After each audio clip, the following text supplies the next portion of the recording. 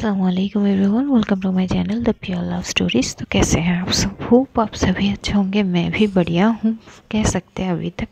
आगे का तो रब मंजूर। तो चलिए शुरू करते हैं कहानी तुमसे प्यार हुआ। प्रीवियस पार्ट में एज यूजुअल नहीं बोलूँगी, सीधे स्टोरी से शुरू करते हैं। शनाया आरू के पापा से बात करती है, वो सारी चीज़ बताती है उनको। और आरू के पापा जैसे ही सारे बात सुनती उनकी आंखें लाल हो जाती एकदम। वो तुरंत बिना कुछ बोले कॉल कट कर देते। इधर शनाया एकदम से बोलती क्या अंकल सुनो। तभी वो देखती कि कॉल तो कट हो चुकी है। शनाया भी पैनिक हो चुकी थी। वो समझ नहीं पा रही थी कि अब आगे क्या करनी होगी, कैसे क्या करेंगे। आरू को ढूंढे तो कैसे ढूंढे।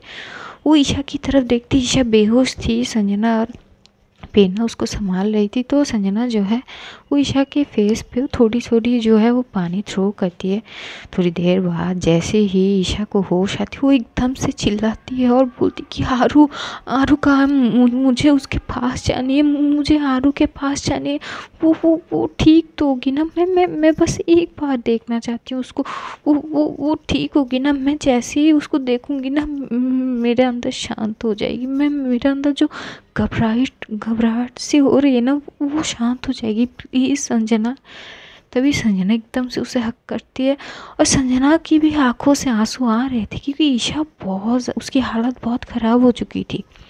वो एकदम से उसे हक करते बोलते कि बस ना शांत हो जाओ, हम है ना, हम ढूंढ लाएंगे आरू को। डोंट वरी, तुम खुद को संभालो। हम सब ढूंढ लेंगे, डोंट वरी। इधर शनाया कुछ सूझ ही नहीं रही थी। वो क्या करे। वो अंदर ही वो भी बहुत पैनिक हो चुकी थी क्योंकि बात आरू की थी। वो समझ नहीं पा रही थी। वो मन ही मन बोलती अब मैं कहाँ से ढूंढूं आरू को, आरू कहाँ है यार। तभी वो एकदम से अपनी मॉम को फ़ोन लगाती है। उसकी मॉम जो है 2 रिंग में ही फ़ोन उठाती है और बोलती कि हाँ हाँ मेरी बहू से तुम्हें थोड़ी सी फुर्सत मिली अब, हाँ तो अपनी मॉम को याद कर ली। ये क्या बात हुई भाई, तुम तो एकदम से बदल गई। हाँ अभी शादी हुई नहीं कि तुम्हारी ये हाल है, शादी होने के बाद क्या होगी। तभी एकदम से शनाया बोलती कि मॉम वो तभी एकदम से शनाया जो है, शनाया की मॉम, शनाया की ये आवाज़ को सुन के वो एकदम से बोलती कि शनाया कि क्या हुआ बेटा, तुम ठीक हो? पेना ठीक है, सब कुछ ठीक है ना वहाँ पे, क्या हुआ? तभी शनाया एकदम से वो रो पड़ती है। वो फ़ोन में रो पड़ती है और बोलती कि मम्मा वो आरू किडनैप हो चुकी है, हमें नहीं मिल रही है। मैं यहाँ पे होटल में हर एक जगह छानी उसको। और पता है होटल की सीसीटीवी फुटेज में पता चली कि उसको कोई उठा के लेके गए हैं। तो शनाया की मॉम भी बहुत ज़्यादा पैनिक हो जाती है। वो एकदम से बोलती कि मैं अभी आ रही हूँ। तभी शनाया बोलती कि मॉम आपके आते आते 2-3 घंटे बीत जाएंगे, तब तक क्या करूँ मैं कुछ समझ नहीं पा रही हूँ। मुझे आरू को ढूंढना है कैसे भी करके। ईशा की भी हालत ख़राब है। तो उसकी मॉम बोलती कि बेटा अगर इतनी पैनिक में रहोगे तो क्या करनी होगी क्या नहीं करनी होगी ये समझ नहीं पाओगे। पहले अपने दिमाग को शांत करो, हाँ, और सोचो कि क्या करनी है। और तभी वो एकदम से बोलती कि मम्मा पुलिस स्टेशन में कैसे जाऊँ, मिसिंग रिपोर्ट तो नहीं करा सकती 24 घंटे से पहले। तभी शनाया की मॉम बोलती कि पागल, इसीलिए बोली कि पहले दिमाग शांत रखो फिर सोचो। तुम्हारे पास एविडेंस है, वो जो सीसीटीवी फुटेज है वो कलेक्ट करो और फिर पुलिस स्टेशन में नॉक करो। मेरा एक फ्रेंड है जो कुछ महीने पहले ही ऋषिकेश ट्रांसफ़र हुआ है, मैं उसको नॉक करता हूँ, मैं उससे बात करता हूँ। वो तुम्हारी नंबर मैं दे दूँगी, उससे तुम बात कर लेना, शायद वो तुम्हें कॉल कर देगी। ये बोल के शनाया की मॉम जो है फ़ोन वो कट कर दी थी। तो शनाया देखती ईशा की तरफ तो ईशा रो रही थी बहुत। अब शनाया क्या ही कर सकती है, वो खुद इतनी पैनिक में है। वो एकदम से उठ के आती है ईशा की तरफ। ईशा जैसे ही शनाया को देखती है वो तुरंत उठती है। वो शनाया को एकदम से हक कर ली तो बोलती है बोलो ना कहाँ है यार, मैं बस एक बात देख लूँ, वो मुझे बस 1 मिनट बात करा दो ना उससे। मैं कुछ नहीं बोलूँगी, मैं बस पूछूंगी कि हारू तुम ठीक हो ना। बस वो एक बार बस मुझे हेलो बोल दे, मैं उसकी आवाज़ सुन लूँ, मेरे दिल को शांत हो जाए, मेरी दिल शांत हो जाएगी। प्लीज़ ना शनाया। तो शनाया एकदम से उसे टाइटली हक करते हुए बोलती कि ईशा प्लीज़ शांत रहो, खुद को संभालो यार, मेरी हालत को भी देखो, मैं किसके पास जाऊँ। ये दोनों जो ईशा जो है बच्चों की तरह उसके सीने के साथ लग के वो रो रही थी। इधर संजना और प्रेरणा ये सीन देख के उन दोनों को भी आंखों में आंसू आ जाते हैं। अब जो है करीब आधे घंटे बाद एकदम से शनाया की फ़ोन में कॉल आती है। वो एक अननोन नंबर होता, तो जैसे ही फ़ोन उठाते तो एक पुलिस ऑफिसर थे, इंस्पेक्टर थे। तो वो बोलती कि आप शनाया हो, शनाया सिन्हा? तो बोलती कि जी। तो बोलती कि हाँ आपकी मॉम की कॉल आई है, दरअसल मैं उनकी क्लासमेट हूँ। तो बोलती कि अच्छा तो मैं आपको क्या बोलूँ अंकल? तो बोलती हाँ बुला सकते हो बेटा, क्या हुआ है कुछ डिटेल बताओगे, और आप अभी फ़िलहाल कहाँ हो? तो वो पूरी डिटेल्स जो है लोकेशन वगैरह होटल के बोलते हैं। तभी वो पुलिस इंस्पेक्टर बोलती कि जी आप रुको, मैं पास में ही हूँ, मैं 10 मिनट में आता हूँ। ये बोल के वो कॉल कट कर देते हैं। और ऐसे ही करीब 10 मिनट बाद जो है वो जो है पहुँचते हैं होटल। पुलिस इंस्पेक्टर अपने कुछ फोर्सेस के साथ वो पहुँचते हैं और इन लोगों से सारे पूछताछ करते हैं कि आरू अगले दिन कहाँ थी, क्या कर रही थी। तो सारी चीज़ बताने के बाद वो जो होटल से वो CCTV फुटेज भी ये लोग कलेक्ट करते हैं। और कलेक्ट करके ही वो शनाया की तरफ देख के बोलती कि बेटा डोंट वरी, मैं देख रही हूँ ये चीज़, मैं हैंडल कर रही हूँ, आप टेंशन मत लो, आप लोग शांत रहो, मैं करता हूँ। ये बोल के वो चले जाते हैं और वो अपनी तरीके से जो है उस जो है ढूंढने लगते हैं आरू को। इधर ईशा की हालत तो बहुत ज़्यादा ख़राब होती है, लेकिन अचानक ईशा के दिमाग में एकदम से पिन करती है कि कहीं उसके पापा ने तो ये सब कुछ नहीं किया, कहीं आरू की गुम होने के पीछे उसके पापा तो नहीं है। ये जैसे ही वो उसके दिमाग में आता है वो एकदम से उठती है और भागती है अपने कमरे की तरफ। तभी वो एकदम से संजना बोलती कि ईशा कहाँ जा रही हो? तो ईशा बोलती कि मेरी फ़ोन कहाँ है, मेरी फ़ोन। तभी एकदम से प्रेरणा बोलती कि अरे भाग मत, तेरी फ़ोन मेरे पास है। तो जैसे ही ये बोलती वो आती है, अपनी फ़ोन कर लेती है और एकदम से अपनी मॉम को फ़ोन करती है। जैसे ही मॉम को फ़ोन करती है तो उसकी मॉम बोलती है कि हाँ बेटा क्या हुआ? Wish you are very happy birthday बेटा, तुम ठीक हो ना? तभी ईशा रोते हुए बोलती कि मम्मा मम्मा पापा कहाँ है? उसकी मॉम भी एकदम से शॉक हो जाती है, क्योंकि ईशा की रोने की आवाज़ सुन के वो बहुत शॉक होती है। बोलती कि क्या हुआ, हाँ क्या हुआ? तभी ईशा बोलती कि मम्मा बाद में बताऊंगी, पापा कहाँ है ये बताओ ना आप, पापा कहाँ है? तो वो बोलती कि बेटा तुम्हारे पापा कल रात नहीं आए थे घर। जैसे ही ये सुनती है ईशा, वो एकदम से खड़ी हुई थी, वो एकदम से बैठ जाती है, मतलब ज़मीन पे बैठती है। संजना एकदम से भाग के आती है, ईशा को बोलती कि क्या हुआ? तभी वो एकदम से, मतलब होते हैं ना, एकदम से बेजान सी हो जाती है। उसकी फ़ोन उसके हाथ से गिर जाती है। संजना तुरंत फ़ोन लेती है, वो हेलो बोलती, तो वहाँ से ईशा की मॉम चिल्ला रही थी कि बेटा क्या हुआ बताओ तो सही। तभी संजना बोलती कि आंटी मैं हूँ संजना, क्या हुआ? तभी वो बोलती कि बेटा हुआ क्या उसको, उसकी ये हालत कैसे? तो संजना बताती है कि एक्चुअली हमें आरू नहीं मिल रही थी। तो उस ईशा की मॉम भी एकदम से परेशान हो जाती है और उनके दिमाग में भी आती है कि ईशा के पापा तो कल रात से घर नहीं है, तो वो भी घबरा जाते हैं। इधर सब लोग वहाँ पे परेशान थे। करीब 2 घंटे वैसे ही बीत जाती है।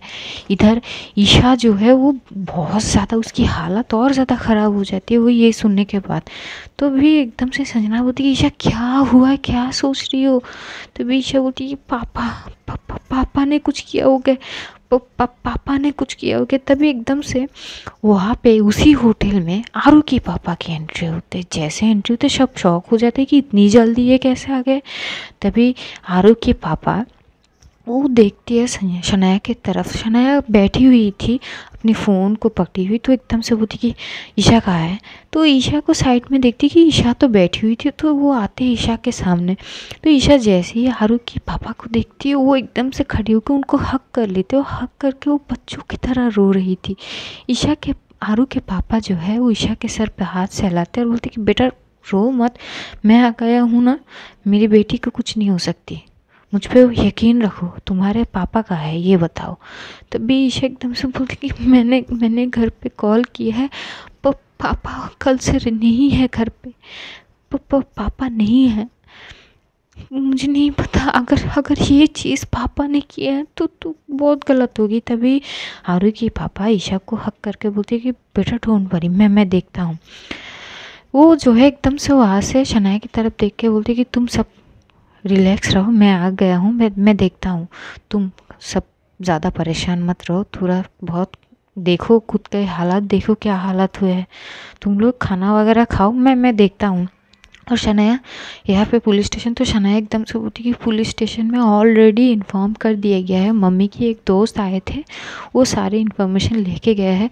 तभी वो बोलती कि अच्छा क्या इन्फॉर्मेशन है, तो वो जो फुटेज है जो उसके पास वो कॉपी कर ली थी तो वो भी दिखाती है। तो जैसे दिखाते हैं तो आरू की पापा वो जो है वो लेती है कॉपी करके और वो वहाँ से चला जाता है। इधर शनाया बोलती कि पता नहीं आरू कहाँ होगी। और वो दिन पूरा सुबह से शाम तक आरू को ढूंढने में लग जाता है। इधर ईशा ना कुछ खा रही थी ना पानी पी रही थी, उसकी हालत हद से ख़राब होती है। तभी एकदम से उसके एक दोस्त का फ़ोन आती है ईशा के फ़ोन में। ईशा के फ़ोन में जैसी ही कॉल आती है वो तुरंत फ़ोन उठाती है, क्योंकि उसको लगता है कहीं आरू का कॉल तो नहीं आ गई। लेकिन देखती है उसकी फ़ोन फ्रेंड की कॉल है, तो फ़ोन उठाती है, वो कॉल कटती नहीं है, वो फ़ोन उठाते है, बोलती है हेलो। तभी बोलती है अरे यार तेरी बर्थडे है आज यार, अपने इस साइड पे आ जाना, तेरे पापा तो तेरे अंकल के घर है, तू क्या कर रही है, आ जाना यार यार थोड़ी बहुत हमारे साथ भी इंजॉय कर। जैसी ईशा ये सुनती कि उसके पापा उसके अंकल के घर है, मतलब उसके जो काका जी है वहाँ पे, ये सुन के वो शॉक हो जाते हैं। बोलती कि पापा वहाँ पे है, तो बोलती कि हाँ ना, अंकल को तो मैंने शाम को ही यहाँ पे देखा है। तभी एकदम से ईशा खड़ी होती है, संजना को बोलती कि संजना तुम मेरे साथ चलोगी। संजना बोलती कि ईशा कहाँ जानी है तुम्हें, तो बोलती कि तुम चलो ना मेरे साथ प्लीज़, वो पापा आए हैं यहाँ पे। जैसे ही ये बोलते हैं तो ईशा जो संजना जो उसको लेती है वो शनाया की तरफ देखती है। तो शनाया बोलती कि डोंट वरी, हम हैं यहाँ पे, और कुछ प्रॉब्लम हो तो मुझे कॉल कर देना, मैं यहीं पे रुकती हूँ, क्योंकि अगर आरू का कोई इन्फॉर्मेशन हो या फिर आरू खुद यहाँ आ गई तो संजना बोलती कि ठीक है। तो ये लोग जाते हैं। ईशा जो है वो जल्दी जल्दी जा रही थी, तभी संजना उसके हाथ पकड़ते हुए बोलती कि आराम से यार, कहाँ भाग रही हो। तो वो बोलती कि नहीं पापा जल्दी चलो तुम। तो ये लोग जाते हैं, ये लोग एक कैब बुक करते हैं, और कैब बुक करके, क्योंकि ऋषिकेश की हर एक गली हर एक रोड जो है वो बहुत अच्छी से याद है ईशा को, तो बहुत अच्छी से वो जो है लोकेशन वगैरह बताते हैं। और वो लोग करीब 15 मिनट बाद ये लोग पहुँचते उसके काका के घर जहाँ पे वो लोग पहले रहते थे। वहाँ पे जैसे वो अंदर जाती है तो उसके पापा उसके काका से कुछ बात कर ही रहे थे, तभी वो एकदम से बोलती कि पापा। तभी ईशा के पापा पीछे मुड़ के ईशा को देख के वो बहुत शॉक हो जाता है। वो ईशा को घूर के देखने लगती है कि ये यहाँ पे कैसे। तभी ईशा एकदम से अपने पापा के सामने जाके बोलती कि पापा क्यों, क्या कर रहे हो आप, क्यों, उसने क्या किया आपके साथ, ये बताइए क्या किया उसने, सिर्फ मोहब्बत की है, ये क्या उसकी गलती है। आप प्लीज़ उसके साथ कुछ मत करो, को कहाँ है बता दो मुझे प्लीज़, मैं आपके पैर पड़ती हूँ पापा प्लीज़, हारू कहाँ है मुझे बता दो ना। तो इधर जो हारू की सॉरी जो ईशा के पापा है वो बहुत शौक थे ईशा के बात सुन के। और बोलते कि तुम्हारा दिमाग ख़राब है, तुम बोल क्या रही हो, हाँ आरू कहाँ है मुझे कैसे बताओगी, तुम्हें पता होनी चाहिए ना, आखिर उसके साथ ही तो रहते हो तुम। तो वो एकदम से बोलती कि पापा झूठ मत बोलो आप, वो नहीं है, वो उसको सुबह से वो कहीं पे नहीं है, हम सब ढूंढ रहे हैं, आपके आगे हाथ जोड़ती हूँ पापा बोल दो ना वो कहाँ है प्लीज़ प्लीज़। आप उसके साथ ये सब क्यों कर रहे हो आप। तो ईशा के पापा बोलते हैं कि क्या बोल रहे हो तुम, तुम्हारी दिमाग खराब, मैं बोल रही हूँ कि मैं नहीं जानता आरू कहाँ है, हाँ क्या कर रही हो तुम, और तुम यहाँ कर क्या रही हो, हाँ तुम्हें तो दिल्ली में होना चाहिए, तुम यहाँ ऋषिकेश पे क्या कर रही हो। तभी ईशा जो वो उसको तो पहले से आरू की इतनी फिक्र थी, ऊपर से जब से वो सुनी है कि उसके पापा कल से जो है घर पे नहीं थे और आरू भी सुबह से गायब है, तो वो उसको वो जो है होता है ना फ्रस्ट्रेशन थी, वो तकलीफ़ में थी, वो परेशान में थी। वो एकदम से अपने पापा की तरफ गुस्से में देखते और बोलती कि क्या मैं आपको बोल रही हूँ आप समझ नहीं पा रही हो, हाँ मैंने कहा आरू कहाँ है, क्या किया आपने उसके साथ? हाँ, उठा लिया? क्यों? क्या गलती है उसकी? तभी उसके पापा बोलते कि ज़बान संभाल के बात करो और अपनी आवाज़ नीचे। हाँ, ये तुम्हारी घर नहीं है। जिस घर में तुम पा रखी हो ये किसी और की घर है। अपनी मर्यादा में रहो तुम। और मैं नहीं जानता आरू कहाँ है, मैं भला क्यों उसको उठाऊंगा? हाँ, क्या बोल रही हो तुम? तभी ईशा बोलती कि मुझे अच्छे से पता है कि आपने ही कुछ किया होंगे। क्यों पापा, क्यों? मुझे बस कुछ नहीं पता, प्लीज़ आप बता दो ना आरू कहाँ है, प्लीज़।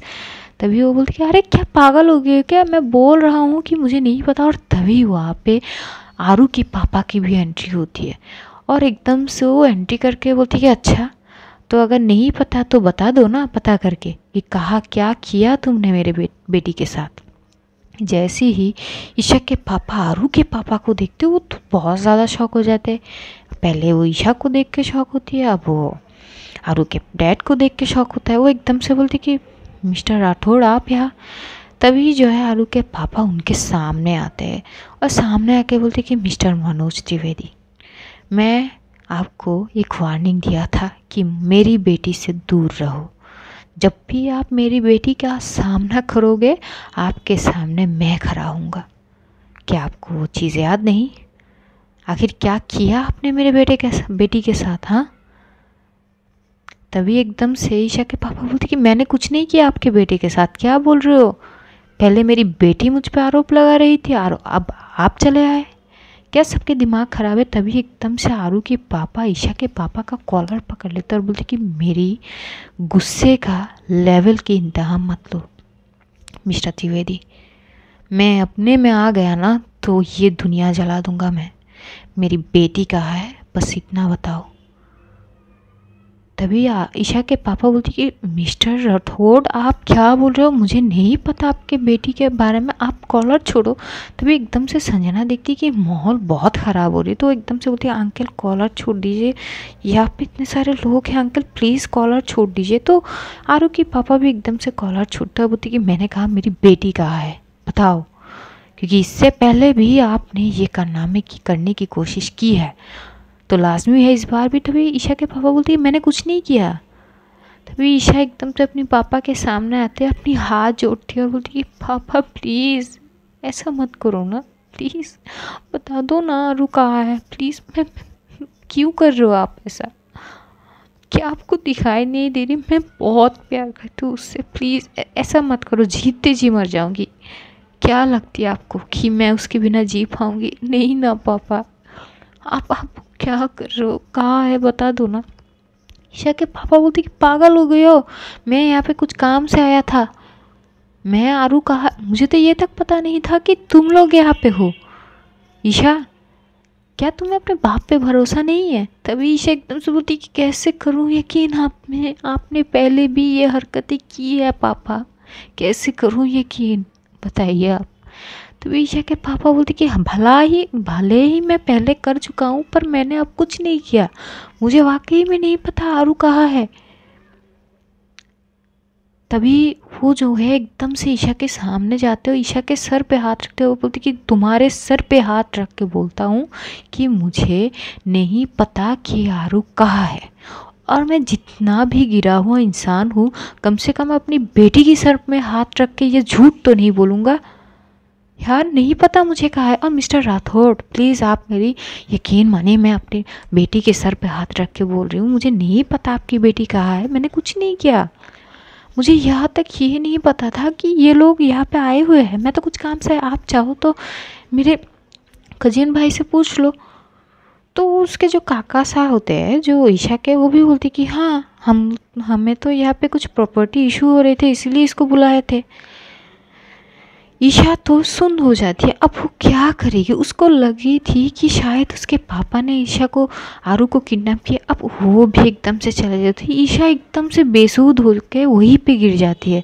संजना तुरंत जाती है, ईशा के पापा एकदम से घबरा जाते हैं। वो ईशा के देखते कि ईशा तो पूरी तरीके से बेहोश हो चुकी है क्योंकि वो सुबह से कुछ खाई ही नहीं थी, यहाँ तक पानी तक उसने नहीं पी थी, तो उसकी पूरी हालत ख़राब हो जाती है।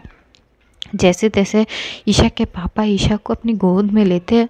वो जो है वो लेके वो बाहर की तरफ आते तो आरू की पापा उस सिचुएशन को वो जैसे जैसे हैंडल करते, इसको हॉस्पिटल में लाया जाता है तो उसके बॉडी में जो वो थोड़ी सी कमज़ोर हो गई थी। पूरी दिन अब बिना पानी पिए रहोगी तो ये हालत होना लाजमी है।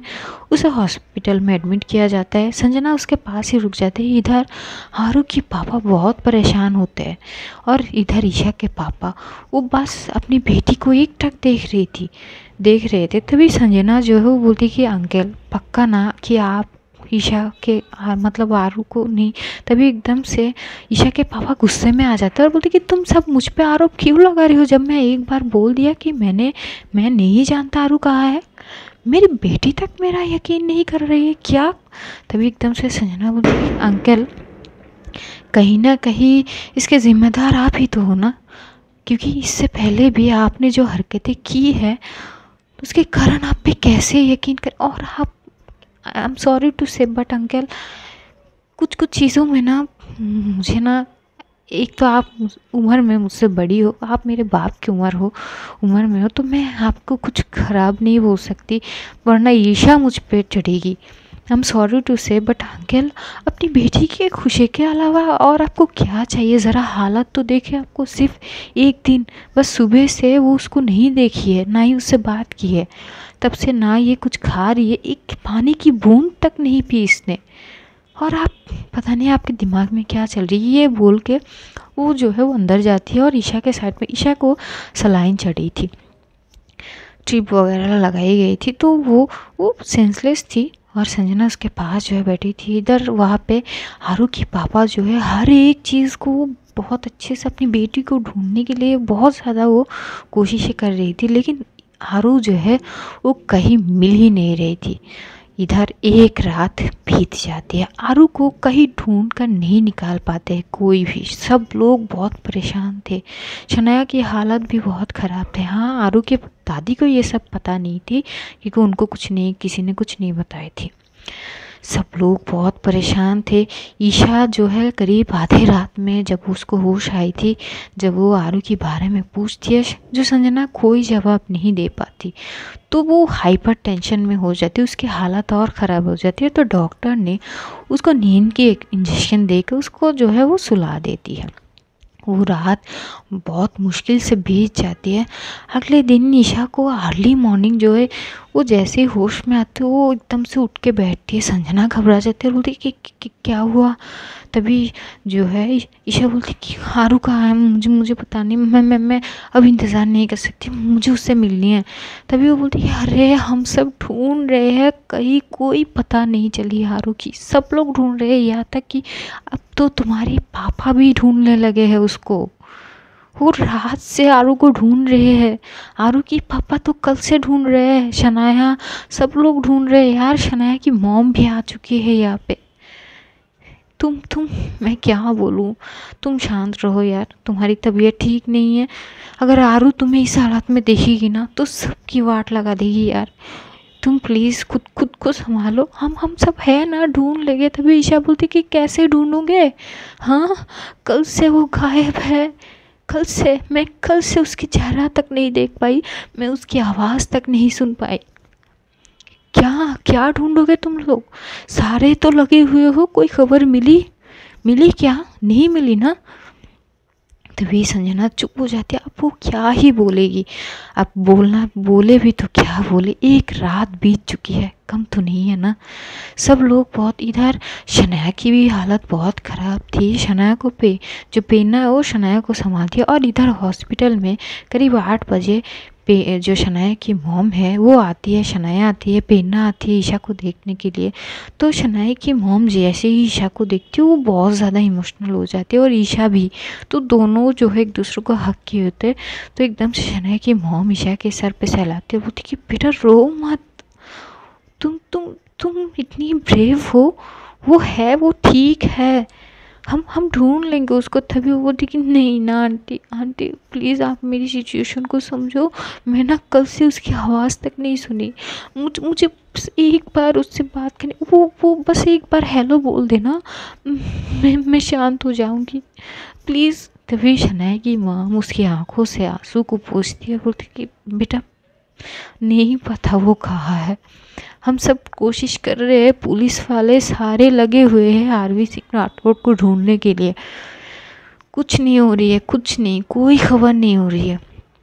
तभी ईशा वो चुप हो जाती है। वो उसके मन में इतनी सारी चीज़ें हो रही थी, वो ना खुद को शांत कर पा रही है और ना ही कुछ कर पा रही थी। इतना परेशान हो चुकी थी वो, और होना लाजमी भी है।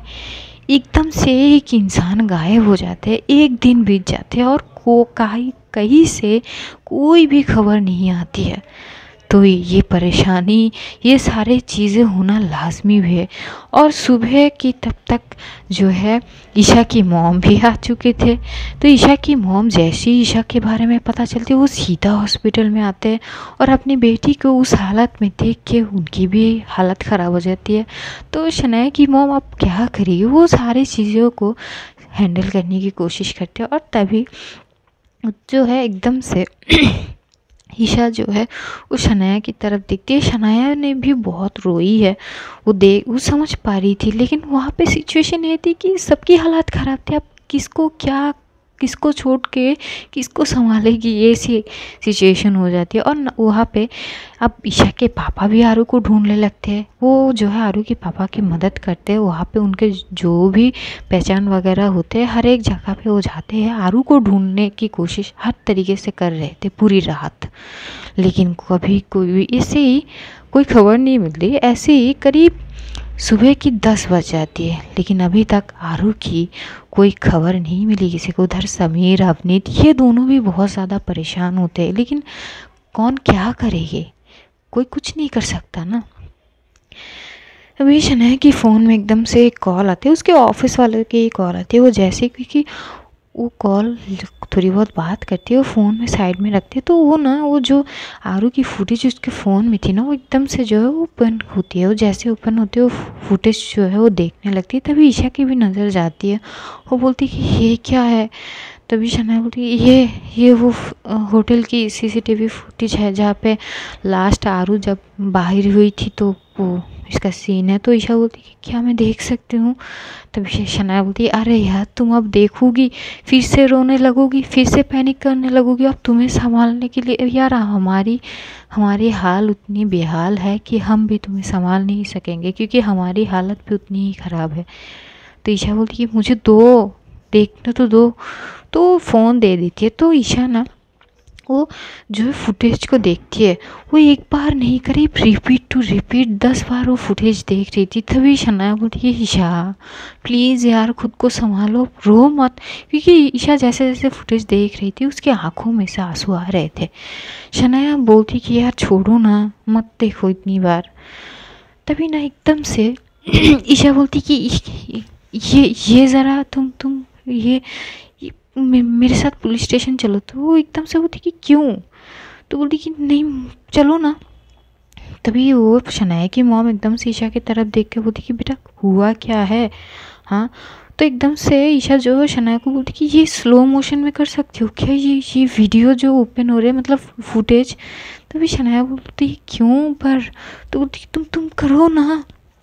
तो वो क्योंकि उसके फ़ोन में ऐसे कुछ सेटिंग्स थे, तो वीडियो को थोड़ी स्लो करती है, मतलब वो स्लो मोशन में करती है। तो जैसे जैसे वो पॉइंट करती है, तो वो जैसे ही स्लो मोशन में करती है तो स्लो हो जाता है वीडियो। ईशा बहुत अच्छी से वो वीडियो को एक टक देख रही थी, और तभी एक जगह पे वो पॉज करती है और वो बोलती कि ये देखो, ये इंसान का फेस दिख रहा है, ज़रा देखो। क्योंकि जब ये लोग गाड़ी में बैठ रहे थे ना, तो दूसरे साइड से एक बाइक आता है, तो बाइक की जो रोशनी है वो एक इंसान के फेस के ऊपर पड़ता है, और जैसे ही पड़ती है वो फेस हल्की हल्की सी दिखती है। तो एकदम से शनाया जैसे देखती है, तो वो भी बहुत गौर से उस चीज़ को वो थोड़ी और जूम करके देखती है, और वो देख के एकदम से शॉक हो गया, और शॉक होके वो सीधा देखती है अवनीत की तरफ। अवनीत भी एकदम से शनाया को देख के बोलती कि तुम मुझे ऐसे क्यों देख रहे हो यार, मैंने क्या कर दिया। तभी वो अपने फ़ोन को अवनीत की तरफ पॉइंट करके बोलती कि अवनीत ये क्या है। अवनीत कुछ समझ ही नहीं पा रहा था, वो फ़ोन की तरफ देखता है, बोलती कि क्या क्या है। तभी वो फ़ोन जो है अवनीत के सामने लेके जाता है और बोलती कि ये तुम्हारा मामू, ये क्या है अवनीत। तभी अवनीत बड़े गौर से वो फ़ोन की तरफ देखता है और देख के वो भी शॉक हो जाता है। बोलती कि खुदा मेरा मेरा मामू।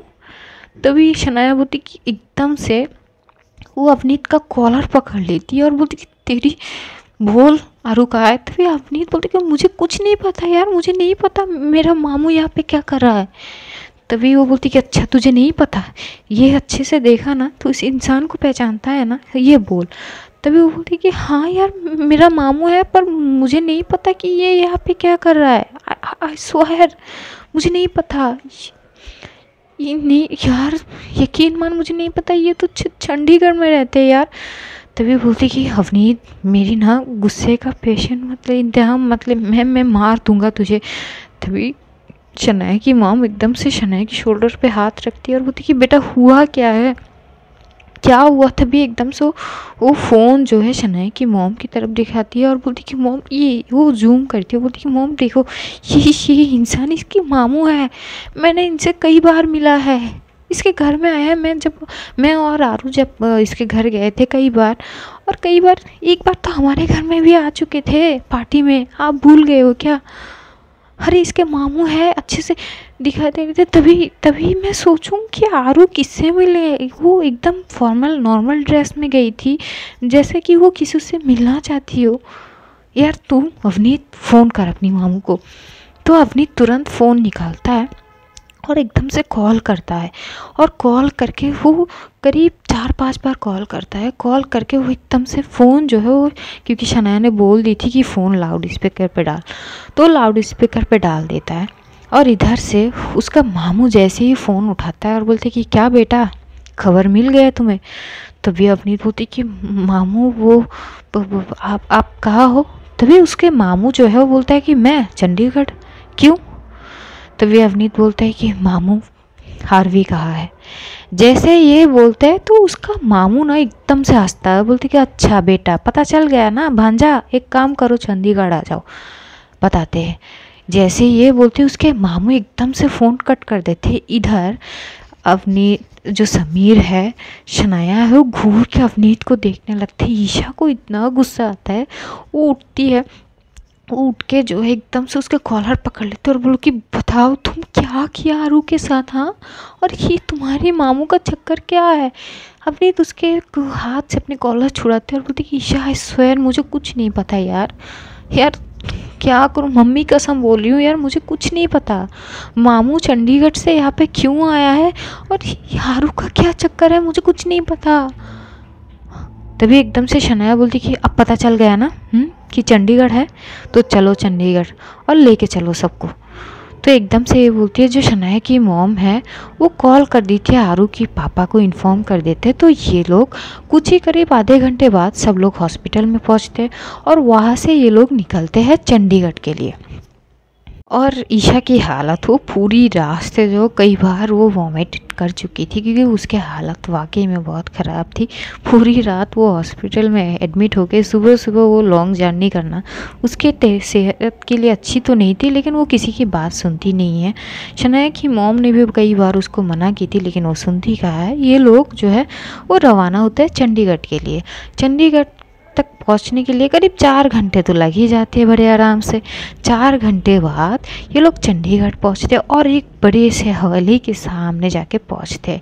अवनीत जो है उसको अब थोड़ा थोड़ा सा डर लग रहा था, तो एकदम से शनाया घूर के देखते और बोलती कि अब यहाँ पे खड़ा रह के तू क्या करेगा, बोल मुझे, और तेरे मन में है क्या।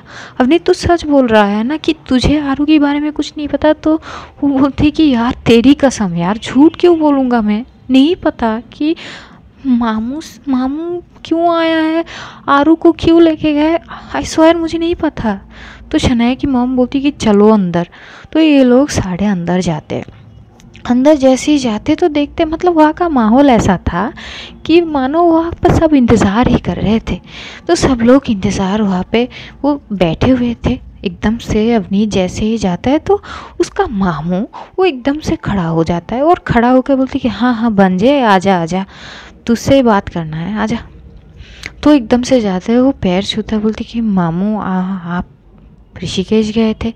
तो बोलते कि अरे बेटा आए हो, थोड़ा सा पानी वानी पियो, शरबत वरबत पियो, इतनी थक गए हो। तभी शनाया की मॉम एकदम से बोलती कि देखिए आप जो भी हो, मुझे इस चीज़ से कोई मतलब है नहीं, मैं बस इतना जानना चाहती हूँ कि यहाँ पे आरू है, अगर है तो हम उनसे मिलना चाहते हैं। तभी वो बोलती कि हाँ है, आरवी सिंह राठौड़ ना है तो यहाँ पे, लेकिन मिलने से पहले बैठो थोड़ी बहुत बातें करते। क्यों अवनीत तो कुछ समझ ही नहीं पा रहा था। वो अपने मामू को घूर के देख रहा था कि मामू क्या हुआ, आप बिना कुछ बोले ये सब क्या हो रहा है। तभी उसके मामू एकदम से उसके शोल्डर पे एकदम से हाथ रख के बोलते कि तो भांजा, जब दिल में कुछ ख्वाहिश जिंदा होना तो बता देना चाहिए यार। अरे मैं एक लौटा मामू हूँ तेरा, मुझे एक बार बताता। अरे बचपन से तुझे जो चाहिए था मैं हर एक चीज़ दिया तुझको, तो ये चीज़ नहीं बता पाया तू अपने दिल के हाल। दुनिया की हर एक चीज़ तेरे सामने लेके खड़ा हो गया मैं, तो एक लड़की की क्या बात है। वहाँ पे सारे जो है अवनीत के मामू की ये सारे बातें सुन के बहुत शौक होते। और ईशा तो कुछ समझ ही नहीं पा रही थी, उसकी हालत इतनी ख़राब थी कि वो खड़ी भी नहीं हो पा रही थी। जो संजना है वो उसको सपोर्ट करके एक साइड पे बैठा देती है और उसके साथ ही बैठी रहती है उसके हाथ पकड़ के। इधर अवनीत घूर के अपनी मामू को देखता और बोलते कि मामू बोल क्या रहा हो आप, मतलब क्या बोल रहे हो, मैं कुछ समझ नहीं पा रही हूँ। हम लोग मैं अपने सारे दोस्तों के साथ घूमने गया था ऋषिकेश, वहाँ पे एंजॉय कर रहा था, आप वहाँ पे क्यों गए थे और आरू को क्यों उठा के लाए हो आप। तभी उसके मामू एकदम से जो है उसके फेस को पकड़ता है, मतलब जो अवनीत के फेस को पकड़ता है और उनकी तरफ करके बोलता है कि मेरी आंखों में देख के बता, क्या तू इस लड़की से प्यार नहीं करता। हाँ, क्या तूने नहीं बताया था अपनी माँ को कि तू इस लड़की को पसंद करता है, और अब तक इसके कारण ही तूने शादी के लिए हाँ नहीं बोला।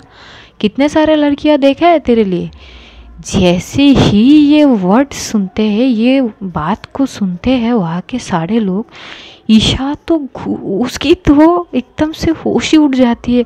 वो तुरंत अवनीत की तरफ देखते ही इधर शनाया, पेना, संजना, समीर तो बहुत ज़्यादा शौक था। उसको तो ऐसा लगता है कि पैरों के नीचे से ज़मीन ही खिसक गई ऐसी लगती है।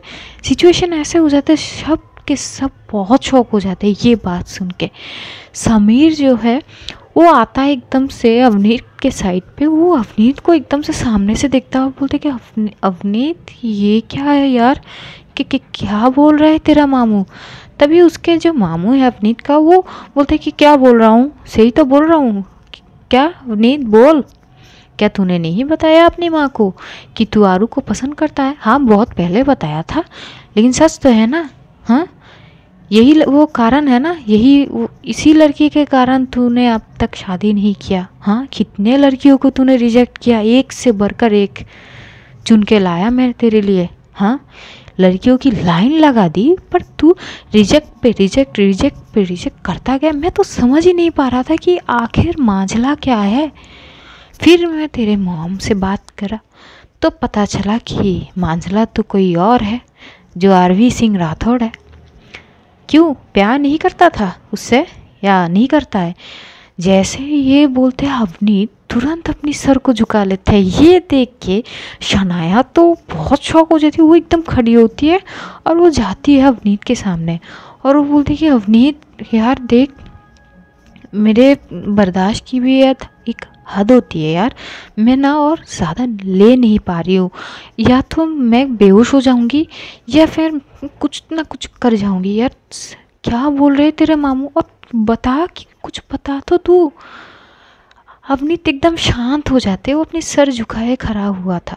तभी उसके मामू एकदम से उसके कॉलर पकड़ के बोलता है कि बता, बोल क्यों नहीं रहा है, अब नहीं करता है क्या तू उससे प्यार, बता। तभी अवनीत एकदम से बोलती कि हाँ करता हूँ तो क्या। तभी ये बात सुन के हाँ समीर जो साइड में तो खड़ा हुआ था, उसके साइड में एक सोफ़ा था, वो वहाँ पे एकदम से बैठ जाती है। शनाया बहुत शौक थी, वो पीछे एकदम से जाती तो उसकी मॉम से टकरा जाती है। तो उसकी मॉम बोलती कि क्या कर रही हो तुम। तो शनाया बोलती कि मॉम ये चल क्या रहा है, मेरी दिमाग घूम रही है, मतलब अपनी अवनीत प्यार करता है आरू से, मैं कुछ समझ नहीं पा रही हूँ। पीछे चल क्या रहा है? शनाया की मॉम भी तो शौक थी, लेकिन इस सिचुएशन में अगर सबकी जो है हालत यही होगी, रिएक्शन यही होगी, तो क्या होगी क्या नहीं होगी। तभी एकदम से वहाँ पे आरू के पापा बोलते कि अवनीत ये हो क्या रहा है?